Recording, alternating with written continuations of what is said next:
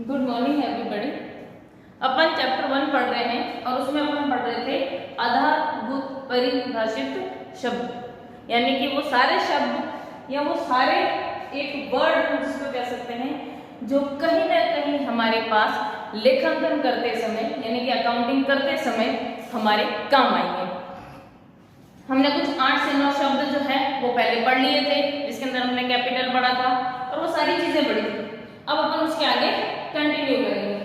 देखो, हमने आय पढ़ लिया था, व्यय पढ़ लिया था, यहाँ तक हमारा लास्ट टॉपिक था। इसके बाद देखिए क्या है, इसके बाद है हमारे पास लाभ। क्या होता है लाभ? एक लाइन में अगर हम समझे व्यय से अधिक आमदनी, यानी कि जितना हमारे खर्चा हुआ है उससे अधिक अगर मुझे पैसा मिल रहा है तो वो मेरी क्या है? प्रॉफिट है। वो मेरा क्या है? प्रॉफिट है। कैसे? एक एग्जांपल से समझते हैं। मान लीजिए मैं मंडी जाकर के 1000 रुपए की सब्जी लेके आई हूँ। 1000 रुपए की सब्जी लाने के साथ मैंने 200 रुपए टैक्सी के दिए, 200 रुपए मैं टैक्सी की, मैंने 100 रुपए आने में और 100 रुपए, यानी कि मेरा टोटल हम कह सकते हैं एक्सपेंसेस कितना हुआ? 1200 रुपए। अब शाम तक सारी सब्जी बेचने से अगर मुझे 1200 रुपए से जो ज्यादा मिलेंगे, मान लीजिए मुझे 1500 रुपए मिलते हैं, इसका मतलब मुझे आज का प्रॉफिट कितना हो गया मेरे पास? 300 रुपए। कितना हो गया? 300 रुपए। कि भाई मेरा टोटल खर्चा, ऐसे नहीं सिर्फ जो हमने माल क्रय किया हम उसी की कैलकुलेशन करेंगे, नहीं, उसको लाने ले जाने, उसको व्यवस्थित रखने, वो सारे एक्सपेंसेस इंक्लूड हो जाते हैं। इसीलिए तो आप लोगों ने देखा होगा जितने भी रिटेलर्स के पास जितनी भी चीजें आती है वो महंगी हो जाती है। इसका कारण यही है, वहां से प्रोडक्शन हुआ, फिर वहां से माल गाड़ियों में आया, गाड़ियों में आने के बाद उनके टैक्स चुकाए गए, टैक्स चुकाने के बाद उसे जो है आपके थोक विक्रेता ने खरीदा, जिसको हम होलसेलर कहते हैं, फिर रिटेलर ने खरीदा। देखो, सब ने अपना अपना प्रॉफिट प्रॉफिट प्रॉफिट लेते लेते जब हम कस्टमर तक माल पहुंचा तब तक वो क्या हो जाता है? महंगा। तो हम जो है कैलकुलेशन किससे करेंगे? इसीलिए हमने कहा हमारा जो व्यय हुआ यानी खर्चा हुआ, सिर्फ माल की केवल कॉस्ट ही नहीं, उस माल का रख रखाव, उस माल को लाने ले जाने में जितना खर्चा सब उसकी कॉस्ट में इंक्लूड होता है। तो यही कह रहे हैं, व्यय से अधिक आमदनी होगी वही हमारे पास क्या होता है? लाभ। जैसे मैंने आपको उदाहरण दिया, 1000 रुपए की सब्जी लाए, जिसके अंदर हमारे 200 रुपए जो ट्रेवलिंग एक्सपेंसेस हुआ और हमने शाम तक सब्जी को 1500 रुपए में बेचा, तो हम कह सकते हैं कि हमको प्रॉफिट कितना हुआ? 300 रुपए। ना कि ऐसे 1000 रुपए की सब्जी लाए तो 1500 में बेची तो हमें 500 रुपए प्रॉफिट हुआ, नहीं। तो हमारे पास 200 रुपए हमारे खर्चा और हुआ उस सब्जी को लाने और ले जाने में, किसका? टैक्सी का। बात आई समझ में? तो हम व्यापार में कह सकते हैं, हमने कहा सामान्यतः गणना कितने साल की करते हैं? 1 वर्ष की। तो हम यहाँ पर 1 वर्ष का ही अनुमान लगाएंगे। लाभ एक लेखांकन वर्ष में व्यय से अधिक जो आमदनी होती है वो हम उसको कहाँ कैसे नॉमिनेट करते हैं? प्रॉफिट, यानी कि लाभ से। कैसे? मैंने आपको एक एग्जांपल देके समझा दिया। नेक्स्ट देखिए, अभिवृद्धि। अभिवृद्धि का मतलब है कहीं ना कहीं जो है हमारी एसेट्स में वृद्धि होना या हमें एक साथ कोई बड़ा प्रॉफिट मिलना, अभिवृद्धि होना। जैसे मान लीजिए हम रोज 50,000 कमाते हैं, ठीक है, और खर्च हो जाता है और कुछ बचा लेते हैं, वो अभिवृद्धि नहीं। और मान लीजिए मैंने कहीं लॉटरी का फॉर्म भर रखा था और मेरे सडनली मान लीजिए 1 करोड़ की लॉटरी लग जाए, तो वो सडनली क्या हुआ? अभिवृद्धि। या हम कह सकते हैं कि हमने कैसे भी अरेंजमेंट करके हमने कोई नई एसेट्स खरीद ली, एक बड़ा अमाउंट, ठीक है, उसे कहते हैं अभिवृद्धि। देखिए क्या कह रहा है? अभिवृद्धि प्रशासनिक घटनाओं अथवा लेन देनों से होने वाला लाभ, चाहे वो किसी प्रकार से हो, ठीक है।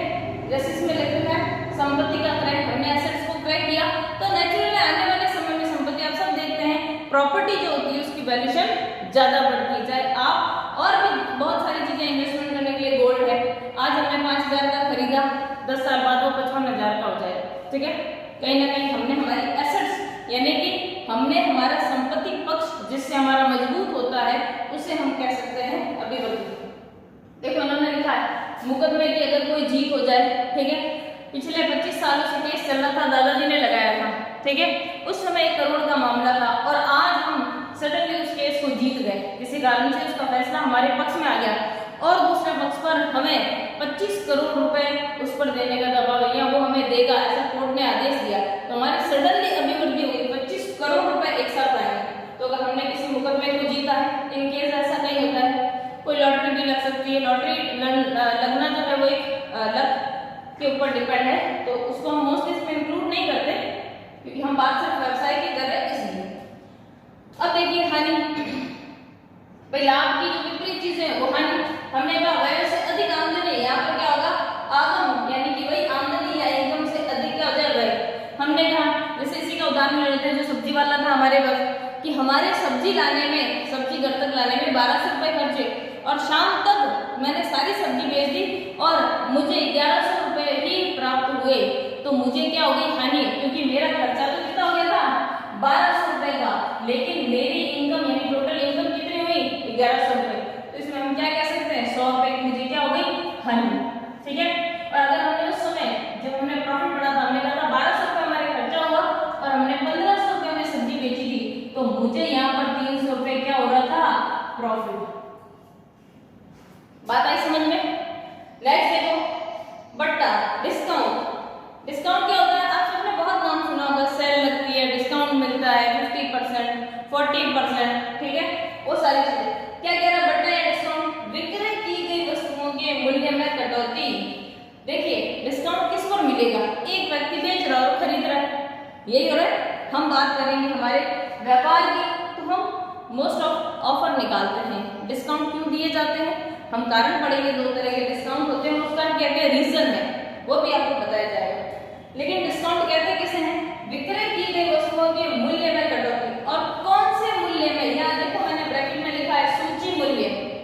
आपने बहुत बार सुना होगा जब आप कि प्रिंट रेट पर 50% डिस्काउंट, मोस्ट का क्या है एक तरह से सूची मूल्य। सूची मूल्य का क्या मतलब होता है, सूची मूल्य का ये मतलब होता है कि वह रेट जिसको पहले से डिसाइड किया गया है कि हम इस वस्तु को इतने रुपए में बेचेंगे, या जो सामान्यतः मार्केट प्राइस होती है। डिस्काउंट का ये मतलब होता है जो आपकी सूची मूल्य यानी कि जो प्रिंट रेट या जो मार्केट वैल्यू है जिसमें सामान्यतः वो चीजें सेल होती है, उस रेट में कमी करके देना क्या कहलाता है डिस्काउंट। हमने भी यही पढ़ा, देखो बट्टा, विक्रय की गई वस्तुओं के मूल्य में कटौती। कटौती का मतलब होता है कुछ कम करना, उनको कितना कम करना, वो अलग अलग है। आपने देखा कोई 10%, कोई 40%, कोई 50%, कोई बाय 1 गेट 1 फ्री, इस तरह के जितने भी आपके विभाग में जो आपको ऑफर दिया जाए। अब देखिए हमने लिखा है बट्टा 2 प्रकार के होते हैं, नगद बट्टा और व्यापारिक बट्टा। क्या होता है दोनों में फर्क समझते हैं। हमारे पास जो व्यापारिक बट्टा होता है, सामान्यतः व्यापारिक जो बट्टा होता है उसको हम कभी भी लेखा नहीं करते। क्या होता है हमारे पास, जैसे मान लीजिए ये व्यापारिक बट्टा है, तो हम क्या करते हैं, एक तो इसकी अकाउंटिंग यानी कि हम उसको अकाउंट्स में नहीं लिखते। क्यों नहीं लिखते, इसका कारण है क्योंकि हमने ये जो व्यापारिक बट्टा दिया है ये हमने विक्रय की वृद्धि हेतु किया है। किस कारण से किया है, हमने इसको विक्रय में वृद्धि के कारण। अगर आपसे पूछ लिया जाए नगद बट्टा किस पर्पज से दिया जाता है, विक्रय में वृद्धि के कारण, क्या इसका लेखा करते हैं, नहीं करते हैं। अभी आपको एक उदाहरण देके समझा दिया जाता है। देखिए आपने बहुत बार देखा होगा इस पर सेल चल रही है 10% डिस्काउंट। अगर मैं आपको कह दूं 100 रुपए की जो चीज है वो आपको 10% डिस्काउंट पे मिलेगी, इसका मतलब क्या होगा, व्यापारी आपको पहले ही कहेगा 100 रुपए की चीज है और 10% डिस्काउंट, यानी कि आपको 90 रुपए ही पे करना है। तो जब हमारा लेने 90 रुपए का ही हुआ और उसका डिस्काउंट लेस करके हमको लेने ही 90 रुपए है, तो फिर इसका कैसे हम लेखांकन कर सकते हैं, पॉसिबल नहीं। इसलिए कभी भी ट्रेड डिस्काउंट का लेखांकन हम कहाँ नहीं करते, अकाउंट्स में नहीं करते, घटाकर ही दिखाएंगे। क्या करेंगे, घटाकर ही दिखाएंगे। आपको कहेगा 100 रुपए की चीज 10% पर बेची जा रही है, तो आप सीधे लिखोगे कितने रुपए में बेची, 90 रुपए में। इसका मतलब आप लेखांकन किसका करोगे, 90 रुपए का ही, क्योंकि ये व्यापारिक बट्टा है और ऑलरेडी सूची पर ही पहले से ही तय है और पहले से ही दिया जा रहा है कि भाई हम 100 रुपए की चीज है उसको हम कितने में बेचेंगे, 90 रुपए में बेचेंगे। इसको कहते हैं व्यापारिक बट्टा। सामान्यतः किस पर दिए, किसके लिए दिया जाता है, विक्रय में वृद्धि करने के लिए। आपने देखा होगा जब ऑफर लगते हैं बाय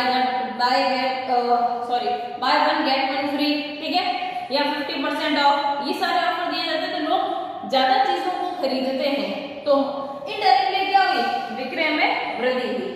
आपने बहुत बार देखा होगा बिग बाजार है, या आपके यहाँ जितने भी जगह चौराहे में अगर आप देख लेंगे मॉल जो पर्टिकुलर किसी एक ब्रांड का है चाहे पीटर इंग्लैंड है, चाहे ली का है, उनमें आपने देखा होगा एक सीजन आता होगा। अभी आप देखेंगे दीपावली के आसपास, तब भी आपको डिस्काउंट मिलेगा। अभी आपके जुलाई अगस्त अभी इस समय भी कुछ डिस्काउंट मिल रहा है, लेकिन क्योंकि मार्केट ओपन नहीं है इसलिए आपको इतनी चीजें दिख नहीं रही है, लेकिन सामान्यतः इस और जैसे ही आपका विंटर आएगा तो जितने भी आपके समर के क्लोथ्स होंगे उस पर वो लोग डिस्काउंट देंगे। जैसे ही आपने देखा होगा विंटर, जैसे फरवरी लास्ट में जितने भी विंटर क्लोथ्स होते हैं यानी जो सर्दियों के कपड़े होते हैं उस पर वो लोग क्या लगा देते हैं, सेल लगा देते हैं या डिस्काउंट दे देते हैं। कारण क्या है, उनकी विक्रय में वृद्धि और उनका स्टॉक निकल जाए ताकि उनकी मनी ब्लॉक ना हो, क्योंकि प्रॉफिट ऑलरेडी कमा चुके हैं। मनी ब्लॉक नहीं होगी, उनके पास पैसा आएगा तो वो नेक्स्ट सीजन का माल मंगा पाएंगे। इसीलिए तो हम ये समझ सकते हैं व्यापारिक भत्ता किसके लिए दिया जाता है, विक्रय में वृद्धि करने के लिए दिया जाता है। नेक्स्ट देखिए नकद भत्ता। अगर आपसे पूछ ले नकद भत्ता तो हम कह सकते हैं, ये तो हमने पढ़ा विक्रय, ये व्यापारिक भत्ता। और अगर हम बात करते हैं नकद भत्ते की तो इसका हम कह सकते हैं अकाउंट्स में लेखांकन करते हैं। क्या करते हैं, यानी कि उसका लेखा करते हैं। और इसका पर्पज क्या है, जैसे हमने कहा ये तो हम देते हैं विक्रय की वृद्धि के लिए, इसको किस लिए देते हैं, इसको देते हैं नकद जल, या हम कह सकते हैं रोकड़ प्राप्ति हेतु। नकद के लिए हम अगर वर्ड रोकड़ लेते हैं तो भी एक ही बात है, रोकड़ की प्राप्ति हेतु। कैसे, देखिए आपको बताया जाता है, आपके पास बहुत अच्छे एग्जाम्पल है। फीस, अभी आपको कहा जा रहा है 31 जुलाई तक अगर आप जल्दी या एक साथ फीस जमा कराएंगे तो आपको 10% डिस्काउंट मिलेगा। ये उसका सबसे अच्छा एग्जाम्पल है, रोकड़ की प्राप्ति। किसी लिए कि ताकि कैश जो है एक साथ और जल्दी मिल जाए, ठीक है। तो हमेशा ही नगद भत्ता किस लिए दिया जाएगा, रोकड़ की प्राप्ति के लिए। एक और रीजन होता है, इसमें एक निश्चित डेट होती है, जैसे आपको कहा जा रहा है 31 जुलाई तक अगर आप फीस जमा कराते हैं तो आपको 10% डिस्काउंट मिलेगा। देखो मिल रहा है नगद भत्ता। और ये कब मिलता है, नगद भुगतान। ऐसा थोड़ी कि आपको घर बैठे बैठे मिल जाएगा, आपको ये 10% डिस्काउंट कब मिलेगा, जब आप कैश पेमेंट करोगे, ठीक है। नगद भुगतान पर ही नगद भत्ता मिलता है, ठीक है। और किसके लिए दिया जाता है, रोकड़ की प्राप्ति के लिए। और इसका लेखा हम डेफिनेटली 100% का करते हैं अकाउंट में। कैसे करते हैं, जैसे अगर आप देखोगे आपके यहाँ जो भी बाबू लगे हुए वो इस तरह से करेंगे। हम एक छोटा उदाहरण लेते हैं कि भाई फीस 1000 रुपए, ठीक है। यहाँ पर से लिखेंगे डिस्काउंट कितना, 100 रुपए, और कितना अमाउंट रिसीव हुआ कि 900 रुपए, यानी कि हम इसको डिस्काउंट के नाम से शो करेंगे। क्यों करेंगे, क्योंकि एक्चुअल में उसकी रेट क्या थी, 1000 रुपए। जैसे मैं आपको एक और उदाहरण देती हूँ, व्यापारी इसको कैसे करते हैं। व्यापारी अपने जितने भी कस्टमर है उनसे नगद प्राप्ति के लिए करते हैं। जैसे मान लीजिए उनके मार्च आ रहा है, 31 मार्च, और उनको कैलकुलेशन करने में उनको पैसों की जरूरत है, तो जिन जिन लोगों को उसने उधार माल बेचा है उन सभी को कहेगा कि अगर आप मुझे जो है 15 मार्च तक भुगतान करेंगे तो जितना भी पैसा मैं आपने मांगता हूँ उसमें मैं 10% डिस्काउंट दे दूंगा। जैसे मान लीजिए किसी व्यक्ति को उसने 5 लाख रुपए का उधार माल खरीदा है और उसने कहा कि मैं आपको अप्रैल में पैसे दूंगा, ठीक है। तो जल्दी पैसा प्राप्त करने के लिए व्यापारी ने एक ऑफर निकाला कि जो व्यक्ति मुझे 15 मार्च तक पेमेंट कर देगा मैं उसे 10% क्या दे दूंगा, डिस्काउंट दे दूंगा। अब आप 5 लाख का 10% निकाल लीजिए, कितना होता है, 50,000 होता है। यानी कि जिस व्यक्ति में वो 5 लाख मांगता है वो कहता है कि 15 मार्च तक अगर आप पेमेंट करते हो तो आपको 4.5 लाख रुपए ही करने हैं। तो नेचुरल है जिस जो भुगतान करने वाला व्यक्ति है उसे अपना 50,000 का फायदा दिखेगा और वो जल्दी पेमेंट करेगा। इसीलिए हम कह रहे हैं रोकड़ प्राप्ति के लिए क्या आया, 4.5 लाख रुपए, और वो उसको डिस्काउंट कब मिलेगा, नगद भुगतान पर ही उसको नगद डिस्काउंट मिलता है। ये हमने दोनों तरह के डिस्काउंट या बट्टा पढ़ लिया। आगे देखिए नेक्स्ट और भी डीप बढ़ेंगे आगे का प्रमाणित लेन देनों को प्रमाणित करने वाला विधेयक, ठीक है। और इसे हम क्या कहते हैं, इसे हम लेखांकन की रीढ़ की हड्डी भी कहा जाता है। अगर आपसे कोई क्वेश्चन पूछे कि लेखांकन में रीढ़ की हड्डी किसे कहा जाता है तो आप कह सकते हैं प्रमाणित जो होते हैं वो लेखांकन के रीढ़ की हड्डी होते हैं। कारण सुनिए, हमने कहा एग्जांपल दिया था कि अगर आप मुझसे पूछेंगे कि दीदी ये घड़ी कितने में लाई, मैंने कहा 1000 रुपए में, ठीक है, आप आपस में बात करेंगे दीदी तो झूठ बोल रहे, 200 रुपए में बहुत मिलती है।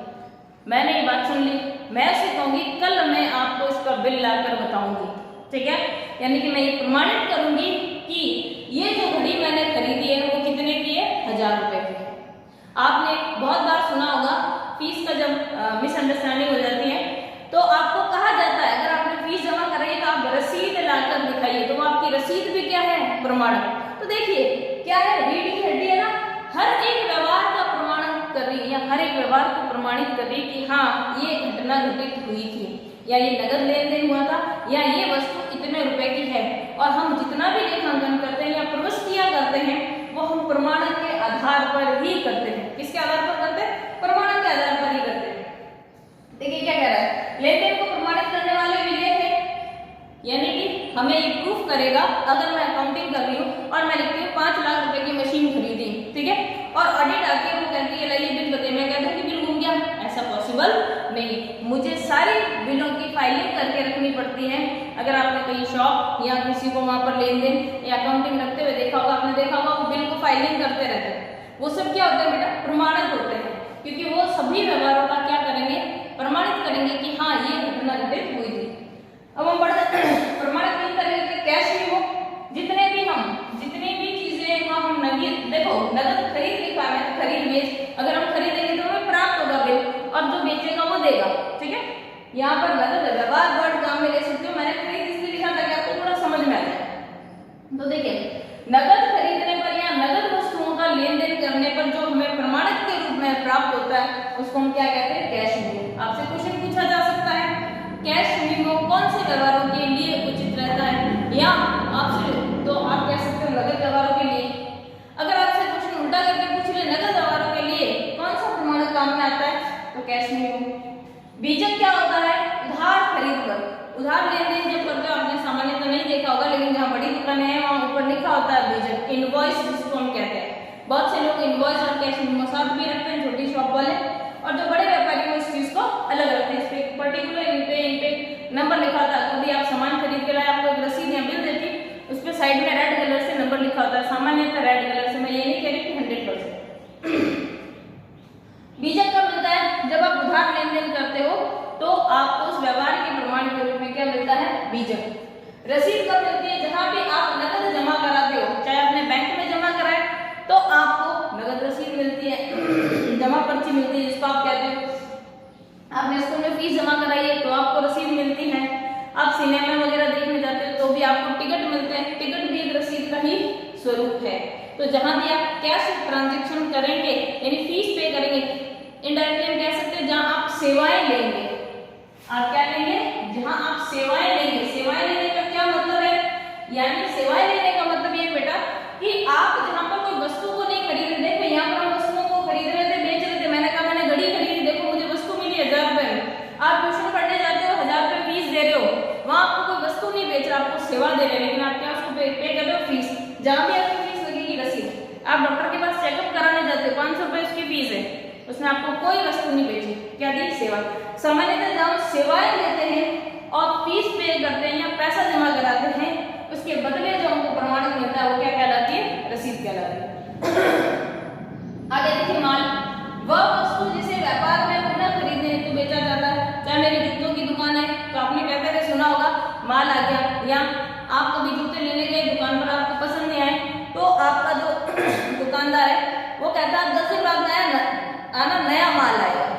तो हर उस व्यक्ति के लिए वह वस्तु माल है जिसको उसने पुनः विक्रय हेतु खरीदा है, चाहे जूते हो, चाहे दाल हो, चाहे चावल हो, चाहे फर्नीचर हो, चाहे पंखे हो, चाहे टीवी हो, चाहे कुछ भी हो। जिस व्यक्ति की जिस चीज की दुकान है और वह उस वस्तु को पुनः खरीदने के लिए पुनः बेचने के लिए खरीदता है, वह सारी वस्तुएं उस व्यापारी के लिए क्या कहलाती है, माल। अगर मेरे घड़ियों की दुकान है तो मेरे लिए घड़ी माल है, अगर मेरे जूतों की दुकान है तो मेरे लिए जूते माल है, अगर मेरे किराने की दुकान है तो मेरे लिए किराने का आने वाला सभी सामान क्या कहलाएगा, माल कहलाएगा। आगे देखिए नेक्स्ट, क्रय, नगद और उधार वस्तुओं का क्रय का मतलब परचेज, कुल माल कितना खरीदा। यहाँ पर नगद और उधार हमने देखो यहाँ अलग अलग बातें की थी, यहाँ पर परचेज यानी आपने कुल कितना माल खरीदा तो उसमें नगद और उधार। देखो सामान्यतः जो व्यक्ति व्यापार करता है तो उसे सारे ट्रांजेक्शन की जरूरत पड़ती है, कैश ट्रांजेक्शन भी करता है और उधार यानी कि क्रेडिट ट्रांजेक्शन भी करता है। तो यहाँ पर क्रय का मतलब होगा जितनी भी हमने नगद चीजें खरीदी हो चाहे हमने उधार चीजें खरीदी हो वो सारी चीजें क्या कहलाएगी, क्रय यानी कि परचेज। हम पढ़ेंगे कैश प्लस क्रेडिट यानी नगद और उधार दोनों मिलाकर कुल मूल्य जो होगा खरीद का वो क्या कहलाएगा, परचेज। अब देखिए आहरण इसके विपरीत विक्रय हो जाएगा, जितना भी हम नगद और उधार वस्तुओं को बेचेंगे वो आपका कुल विक्रय हो जाएगा। आहरण व्यापार से निजी प्रयोग हेतु निकाला गया माल या राशि क्या कहलाती है, आहरण। हमने पढ़ा था स्टार्टिंग में कि लेखांकन में है हम केवल व्यापारिक लेन देनों को ही करते हैं, किसी भी प्रकार का निजी लेन देन नहीं करते या उसमें नहीं लिखते। लेकिन अगर व्यापार से ही हमने कोई अमाउंट, कोई राशि या कोई माल हमारे निजी प्रयोग हेतु निकालेंगे तो देखो व्यापार में कमी आ रही है ना, तो उसको बताना तो पड़ेगा ये कमी किस कारण से आई है। वो कमी आई है हमारे आहरण यानी निजी प्रयोग हेतु, तो हम उसको आहरण के रूप में दिखाएंगे। तो हम उसको किस रूप में दिखाएंगे, आहरण के रूप में। अगर मान लीजिए मेरी कोई किराने की दुकान है और मेरे घर में कोई फंक्शन है और मैं उसमें से 2 बोरी शक्कर ले लेती हूँ फंक्शन में, ठीक है, और अब हम बेचने के लिए 10 बोरी शक्कर लाए थे, उसमें से हमने 2 घर में काम में ले ली, तो कितनी बच गई, 8। तो हिसाब तो हमें बताना पड़ेगा, हम 10 बोरी जो चीनी लाए थे वो बेचने के लिए लाए थे, लेकिन उसमें से 2 हमने घर काम में ले ली, तो हिसाब तो 10 बोरी का रखना पड़ेगा। तो हमें वहां पर शो करना पड़ेगा ड्राइंग जो है आपकी 2 बोरी, ठीक है। आहरण का मतलब समझ गया, व्यापार से निजी प्रयोग हेतु निकाला गया चाहे माल हो चाहे राशि। ऐसे ही अगर हम हमारे व्यापार से कोई हमारे निजी खर्चे हेतु 5,000, 10,000, 20,000 निकालते हैं तो हम उसकी एंट्री करेंगे। आगे अपन एंट्री पढ़ेंगे तो एंट्री भी करेंगे। ड्राइंग अकाउंट डेबिट टू, अगर माल है तो परचेज, नहीं तो कैश, जो भी हम निकाल रहे हैं वो उसको हम क्या कर देंगे, क्रेडिट कर देंगे। लास्ट देखिए स्टॉक। साल के अंत में बिना बिके माल, स्टॉक को हम रहतिया भी कहते हैं शुद्ध हिंदी में, इन्वेंट्री इंग्लिश में, स्टॉक इंग्लिश में कहते हैं, ये सारे वर्ड है एक ही मतलब इन सबका। ये कह रहे साल के अंत में बिना बिके माल। आप सभी को पता है, बहुत से लोगों को आपने बात करते हुए या कहते हुए सुना होगा मेरे पास इतना स्टॉक है, ठीक है। इसका क्या मतलब हुआ, हम माल खरीद बेचने के लिए लाए थे, मान लीजिए 10 जो है आपके 10 टीन में घी लेके आती हूँ और इस महीने का अगर मैं हिसाब करूँ और मैं कह दूँ महीने के यानी कि 1 जुलाई तक हमने जून में 10 टीन घी के डब्बे खरीदे थे बेचने के लिए, और अगर मैं 1 जुलाई को हिसाब करती हूँ और मैं कहती हूँ अब तो मेरे पास 2 ही बचे, इसका मतलब कितने बिक गए, 8। टोटल हमने कितने खरीदे थे, 10, और बचे कितने, 2। वो जो 2 बच गए हैं बिना बिके नहीं, इसीलिए हमारे पास बचे, इसीलिए हम उसको क्या कहेंगे, स्टॉक। साल के अंत में बिना बिके स्टॉक, उसको हम क्लोजिंग स्टॉक कहते हैं। और यही क्लोजिंग स्टॉक हमेशा क्या होता है, ओपनिंग। आगे हम पढ़ेंगे स्टॉक 2 प्रकार का होगा, क्लोजिंग और ओपनिंग। सामान्यतः ये सेम ही होता है, क्योंकि इस महीने के एंड में मैं कह दूं 30 जून को मेरे पास 2 टीन घी बिना बिके रह गया, ठीक है, यानी इस महीने के एंड में क्लोजिंग स्टॉक कितना था, 2। तो 1 जुलाई को जैसे नया महीना शुरू हुआ ओपनिंग स्टॉक भी कितना है, 2 टीन, ठीक है। तो ये स्टॉक साल के अंत में बिना बिके जो माल है वो। अब 2 टॉपिक और रह गए थे, अपने ब्लैक बोर्ड पे नहीं आ रहे थे, आज हम इस चैप्टर को लगभग खत्म कर लेते हैं। लेनदार और देनदार, ठीक है। लेनदार कौन होते हैं, वे सभी लोग जो किसी न किसी प्रकार से हमारे व्यापार में क्या होते हैं, पैसे मांगते हैं, यानी वे सभी व्यक्ति जिसको व्यापार या व्यापारी को भविष्य में भुगतान करना है, वे सभी हमारे पास क्या कहलाएंगे, लेनदार। हम कह सकते हैं लेनदार किसको कहते हैं, जिसको हमें क्या करना है, भविष्य में भुगतान करना है, ठीक है। तो लेनदार कौन होंगे, वे सभी व्यक्ति जिसका हमारे साथ ट्रांजैक्शन हुआ है, यानी कि हमने उसको किसी न किसी प्रकार का माल बेचा, उधार बेचा होगा तभी लेनदार होगा। देखो लेनदार और देनदार सामान्यतः उधार ट्रांजैक्शन में होते हैं। मैं एक वर्ड काम में ले रही बराबर सामान्यतः। तो देखिए देनदार कौन लोग होंगे, देनदार वे लोग होंगे जिनसे व्यापार या व्यापारी को भविष्य में भुगतान प्राप्त होगा। क्यों प्राप्त होगा, क्योंकि कोई ना कोई ट्रांजैक्शन हुआ होगा, चाहे माल बेचा होगा, चाहे कोई एसेट्स बेची होगी, कुछ सामान उसको पहले बेचा होगा और उसका भुगतान बाकी होगा, इसीलिए उसको हम क्या कहेंगे, देनदार। मैं दोनों की डेफिनेशन वापस बोल रही हूँ। लेनदार वे लोग जिनको व्यापार या व्यापारी द्वारा भविष्य में क्या करना है, भुगतान। क्यों करना है? क्योंकि हमने 100% उनसे कुछ न कुछ ट्रांजेक्शन किया है, चाहे हमने माल खरीदा है और चाहे हमने उसको कुछ और चीज खरीदी हो, और भुगतान देना बाकी, इसीलिए हम उसको भविष्य में क्या करेंगे, भुगतान। और देनदार कौन लोग होंगे? वे लोग जिनसे हमने कोई ना कोई ट्रांजेक्शन किया और हमने उसको कोई चीज प्रोवाइड करवाई, चाहे सेवा दी है और चाहे हमने माल बेचा है, तो उनका हमको क्या प्राप्त होगा, भविष्य में उनका भुगतान प्राप्त होगा। उनको हम क्या कहेंगे, हमारे देनदार। ये जितनी चीजें मैंने ब्लॉग बोर्ड पे लिखी है आप उसको उतार सकते हो, और सभी वीडियो में भी आप कोशिश करें, स्पष्ट दिखाई दे रहा उतार ले, यही शॉर्ट नोट्स के रूप में है।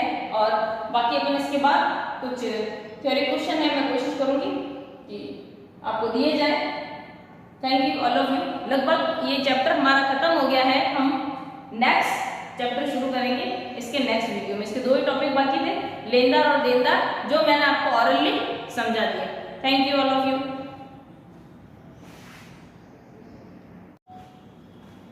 Good morning everybody. अपन चैप्टर 1 पढ़ रहे हैं और उसमें अपन पढ़ रहे थे आधारभूत परिभाषित शब्द, यानी कि वो सारे शब्द या वो सारे एक वर्ड जिसको कह सकते हैं जो कहीं ना कहीं हमारे पास लेखांकन करते समय यानी कि अकाउंटिंग करते समय हमारे काम आएंगे। हमने कुछ 8 से 9 शब्द जो है वो पहले पढ़ लिए थे, जिसके अंदर हमने कैपिटल पढ़ा था और वो सारी चीजें पढ़ी थी। अब अपन उसके आगे कंटिन्यू करेंगे। देखो हमने आय पढ़ लिया था, व्यय पढ़ लिया था, यहाँ तक हमारा लास्ट टॉपिक था। इसके बाद देखिए क्या है, इसके बाद है हमारे पास लाभ। क्या होता है लाभ? एक लाइन में अगर हम समझे, व्यय से अधिक आमदनी, यानी कि जितना हमारे खर्चा हुआ है उससे अधिक अगर मुझे पैसा मिल रहा है तो वो मेरी क्या है, प्रॉफिट है। वो मेरा क्या है, प्रॉफिट है। कैसे एक एग्जांपल से समझते हैं। मान लीजिए मैं मंडी जाकर के 1000 रुपए की सब्जी लेके आई हूँ। 1000 रुपए की सब्जी लाने के साथ मैंने 200 रुपए टैक्सी के दिए, 200 रुपए मैं टैक्सी की, मैंने 100 रुपए आने में और 100 रुपए, यानी कि मेरा टोटल हम कह सकते हैं एक्सपेंसेस कितना हुआ, 1200 रुपए। अब शाम तक सारी सब्जी बेचने से अगर मुझे 1200 रुपए से जो ज्यादा मिलेंगे, मान लीजिए मुझे 1500 रुपए मिलते हैं, इसका मतलब मुझे आज का प्रॉफिट कितना हो गया, मेरे पास 300 रुपए। कितना हो गया, 300 रुपए।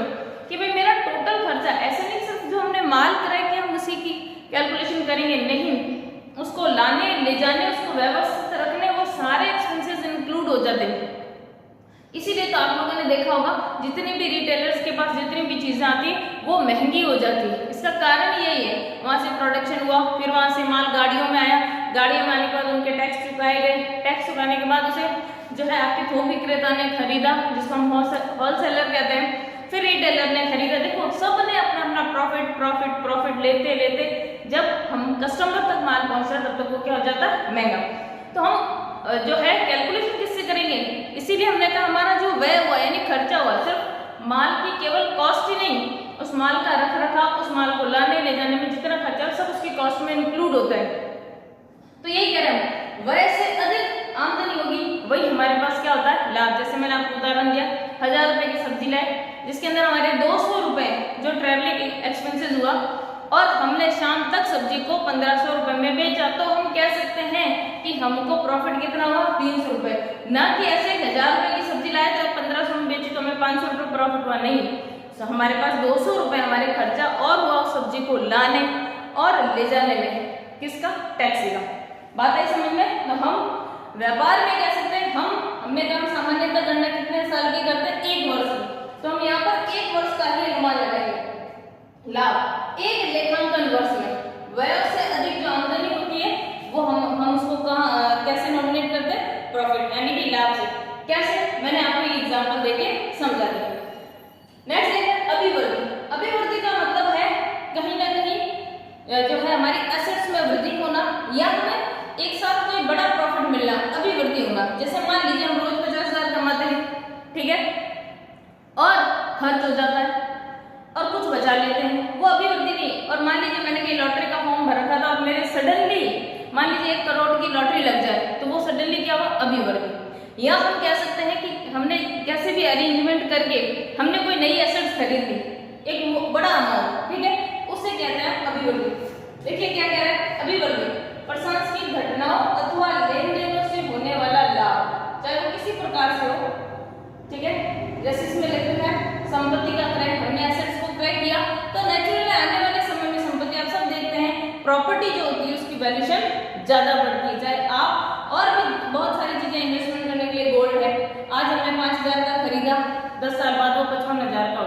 ठीक है। कहीं ना कहीं हमने हमारी एसेट्स यानी कि हमने हमारा संपत्ति पक्ष जिससे हमारा मजबूत होता है उसे हम कह सकते हैं अभिवर्ती।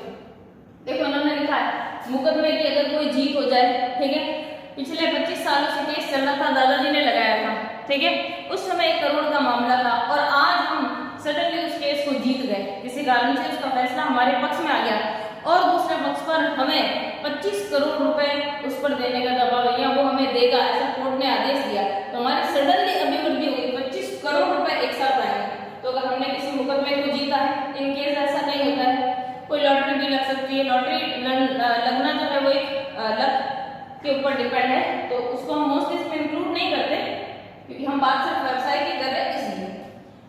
अब देखिए हानि, भाई लाभ की जो विपरीत चीजें हैं वो हानि। हमने कहा व्यय से अधिक आमदनी, यहाँ पर क्या होगा आगम, यानी कि वही आमदनी या इनकम से अधिक क्या हो जाए व्यय।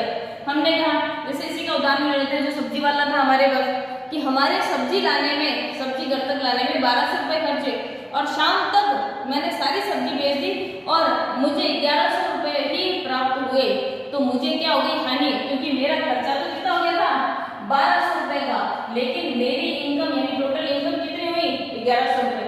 तो इसमें हम क्या कह सकते हैं 100 रुपए की मुझे क्या हो गई हानि, ठीक है। और अगर हमने उस समय जब हमने प्रॉफिट बढ़ा था, हमने कहा था 1200 रुपए हमारे खर्चा हुआ और हमने 1500 रुपए में सब्जी बेची थी, तो मुझे यहाँ पर 300 रुपए क्या हो रहा था प्रॉफिट। बात आई समझ में।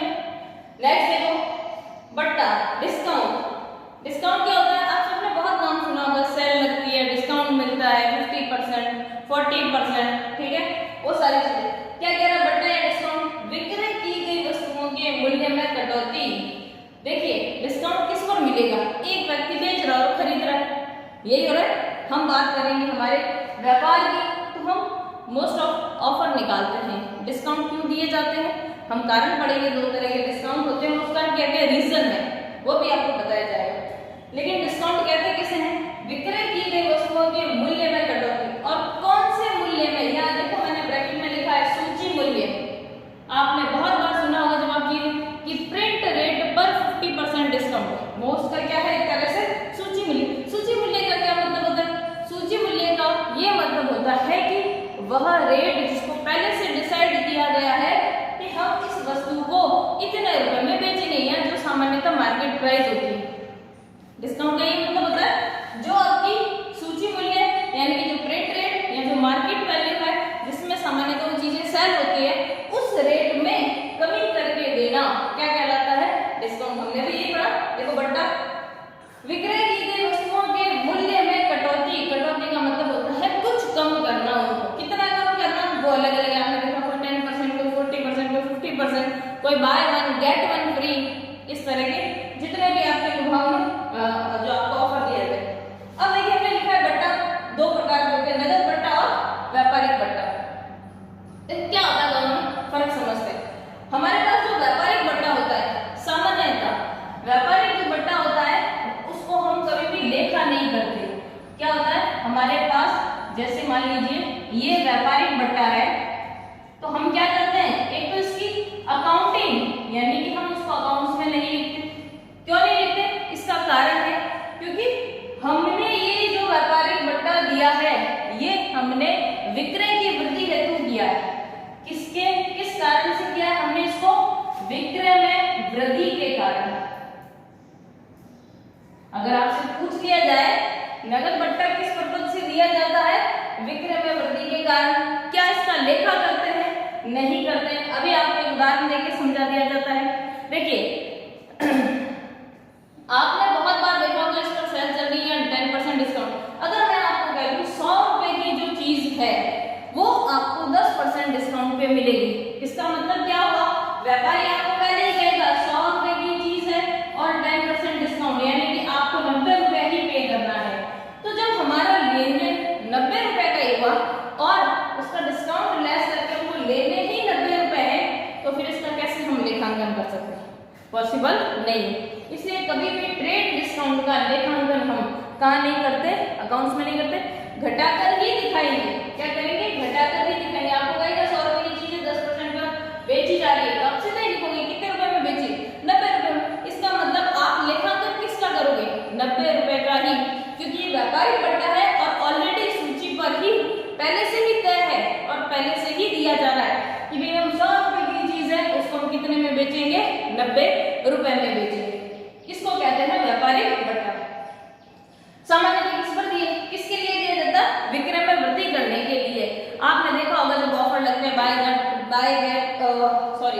वन गेट वन फ्री, ठीक है, या 50% ऑफ, ये सारे ऑफर दिए जाते हैं तो लोग ज्यादा चीजों को खरीदते हैं, तो इनडायरेक्टली क्या हुई, विक्रय में वृद्धि हुई।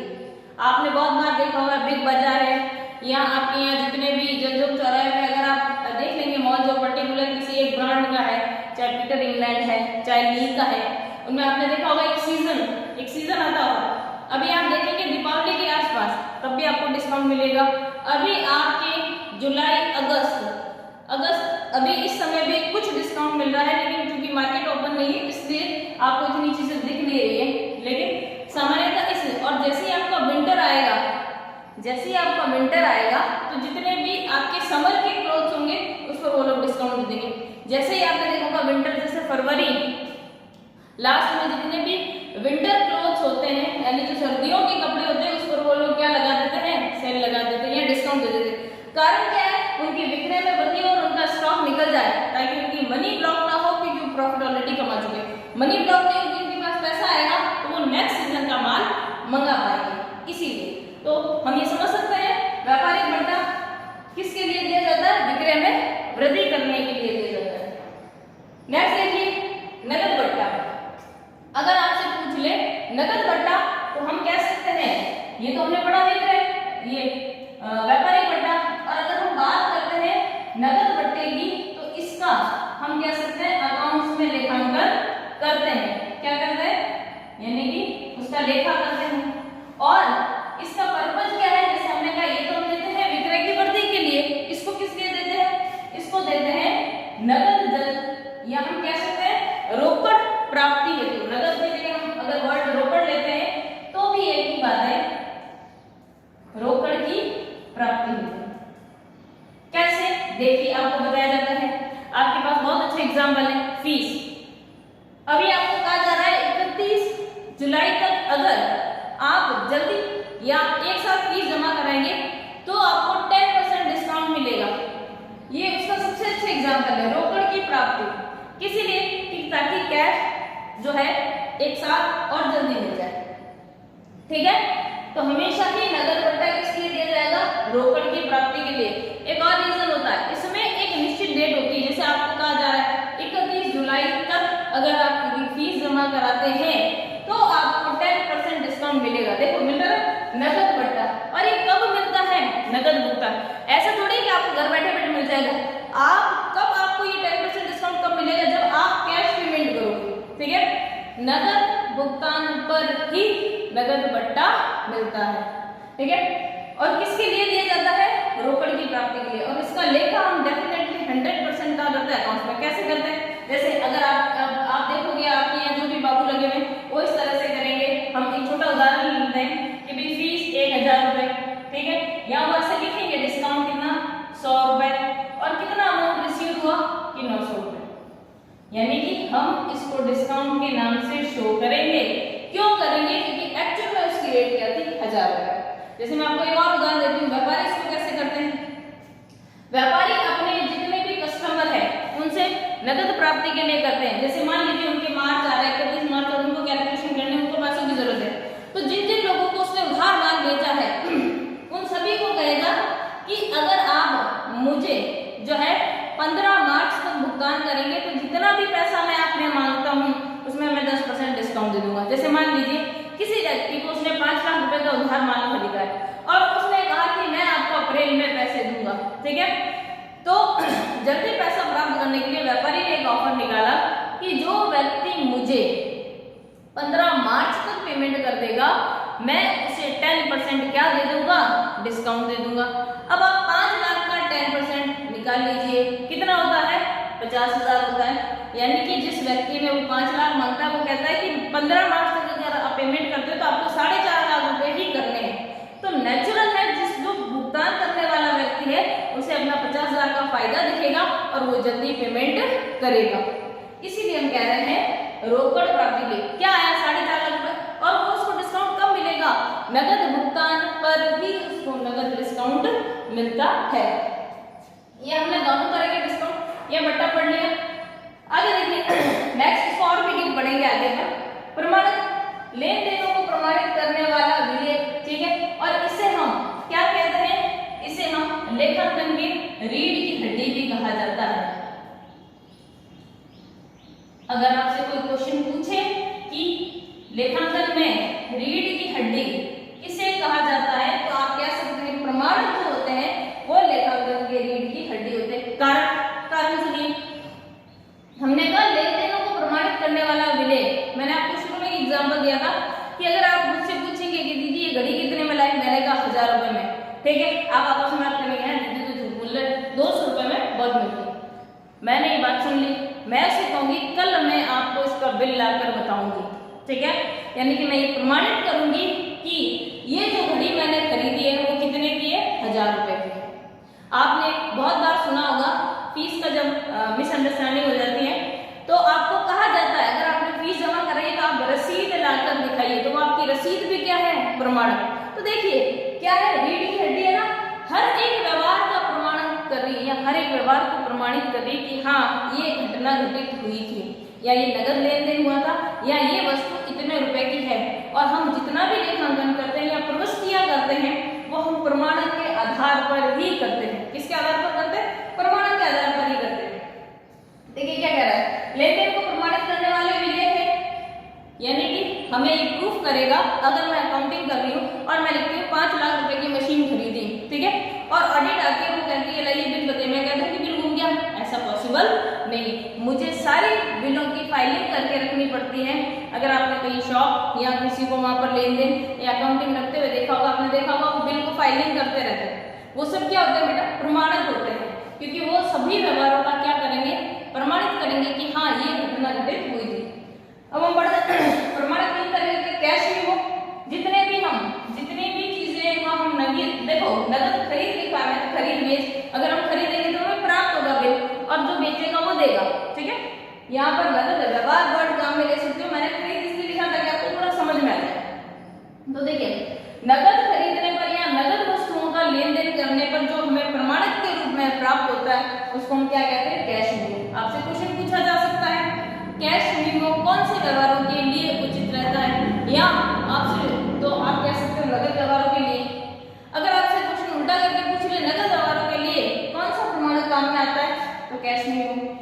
बीजक क्या होता है, उधार खरीद पर, उधार लेन देन जब करते हो, आपने सामान्यतः नहीं देखा होगा लेकिन जहाँ बड़ी दुकानें हैं वहाँ ऊपर लिखा होता है बीजक, इनवॉइस जिसको हम कहते हैं। बहुत से लोग इनवॉइस और कैश मेमो साथ भी रखते हैं, छोटी शॉप वाले, और जो बड़े व्यापारी हैं इस चीज को अलग रखते हैं। इस पे पर्टिकुलर इन पे नंबर लिखा होता है। कभी आप सामान खरीद के लाए, आपको एक रसीद या बिल देती, उस पे साइड में रेड कलर से नंबर लिखा होता है, सामान्यतः रेड कलर से, मैं ये नहीं कह रही कि 100%।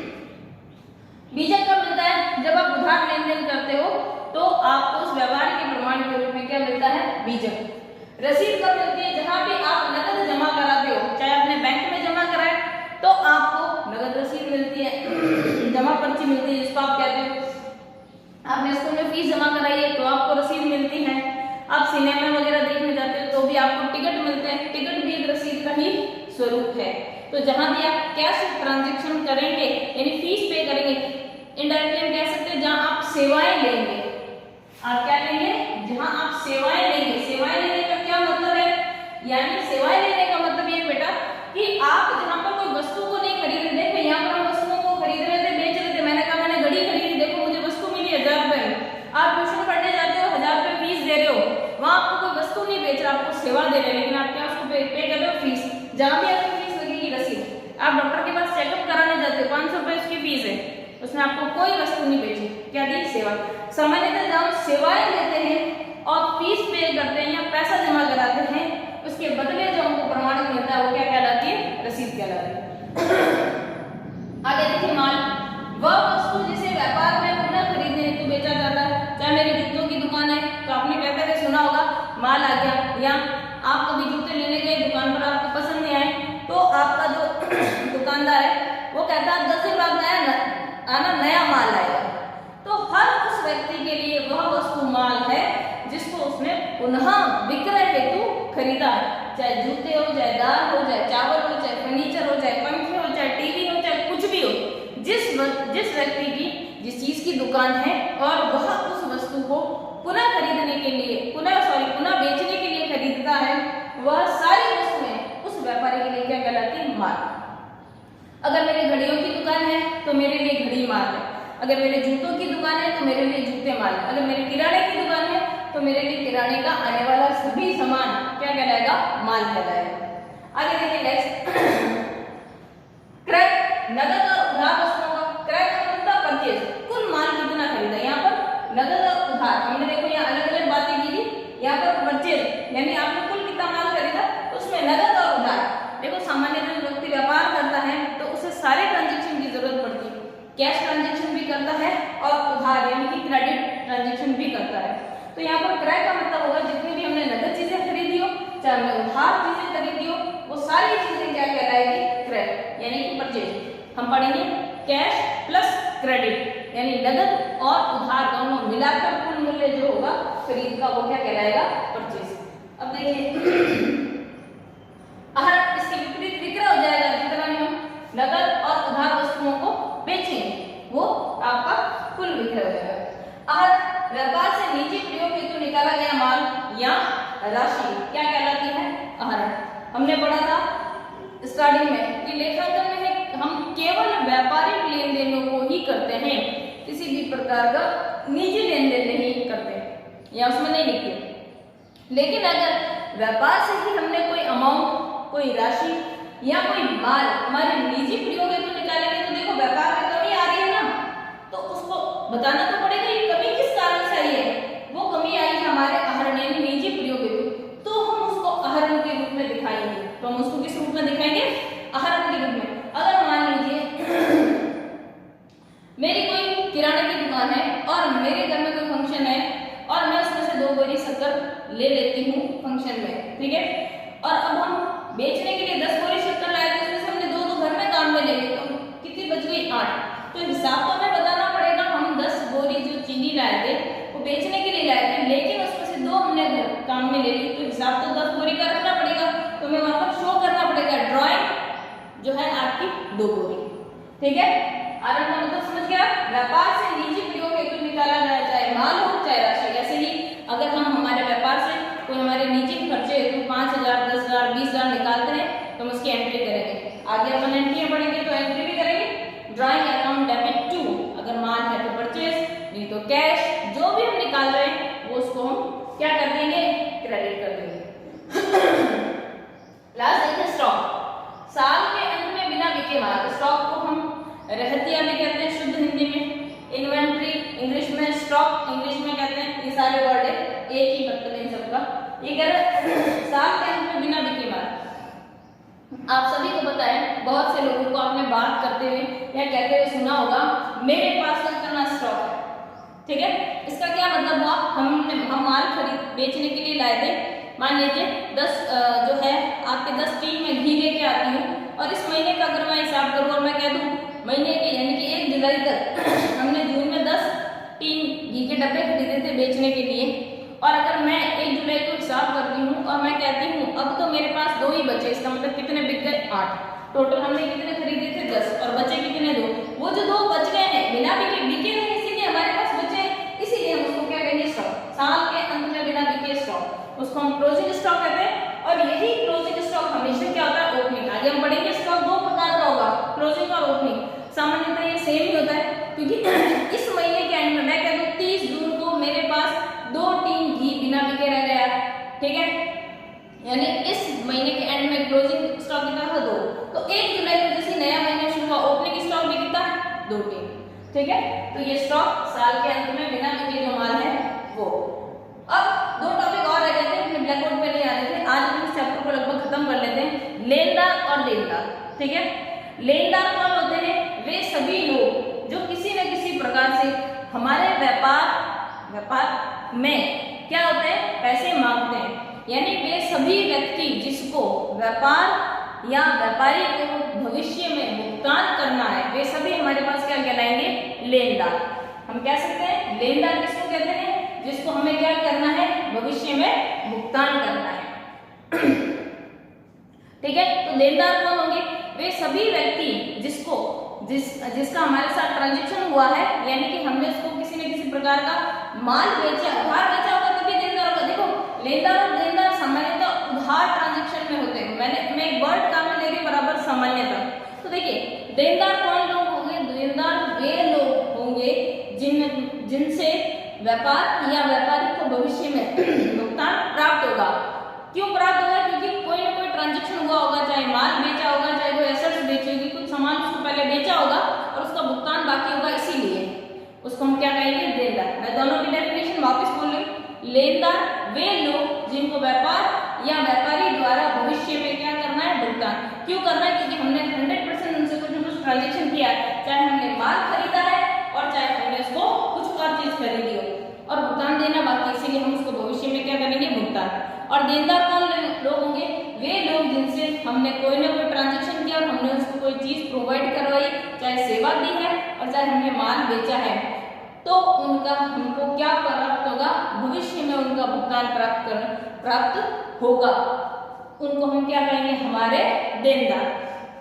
ये जितनी चीजें मैंने प्रयोग पे लिखी है, आप उसको उतार सकते हो और सभी वीडियो में भी आप कोशिश करें, स्पष्ट दिखाई दे रहा, उतार ले। यही शॉर्ट नोट्स के रूप में है, और बाकी अपन इसके बाद कुछ थ्योरी क्वेश्चन है, मैं कोशिश करूंगी कि आपको दिए जाए। Thank you all of you. लगभग ये चैप्टर हमारा खत्म हो गया है। हम नेक्स्ट चैप्टर शुरू करेंगे इसके नेक्स्ट वीडियो में। इसके 2 ही टॉपिक बाकी थे, लेनदार और देनदार, जो मैंने आपको ऑरली समझा दिया। Thank you all of you.